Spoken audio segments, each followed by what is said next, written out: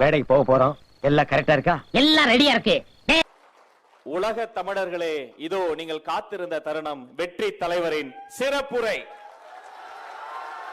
என்னை பார்த்து பண்ணையிலே இருந்து வந்திருக்கிறார் என்று சொன்னார். உண்மைதான்.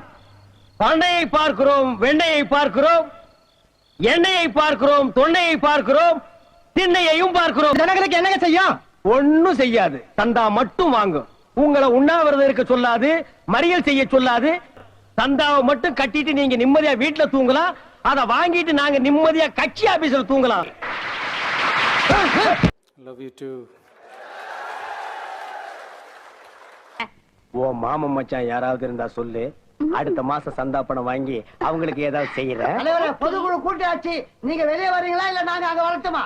என்னடா பொதுக்குழு செயற்குழு, இந்த நாய்ங்க பண்ற இம்சை தாங்க முடியல. எதுவும் கூட பேச விட மாட்டேங்கிறானுங்களே. இன்னைக்கு ரெண்டு ஒண்ணு பாத்துறேன், நீ வா.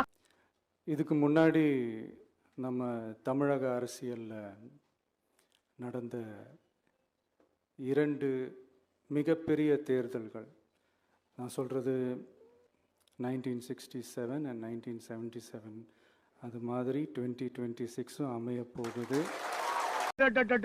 எங்க அப்பா உலகத்துல தோசையை திருப்பி போட்டு பாத்திருக்கேன். இப்ப இட்லியவே திருப்பி போடுறானே.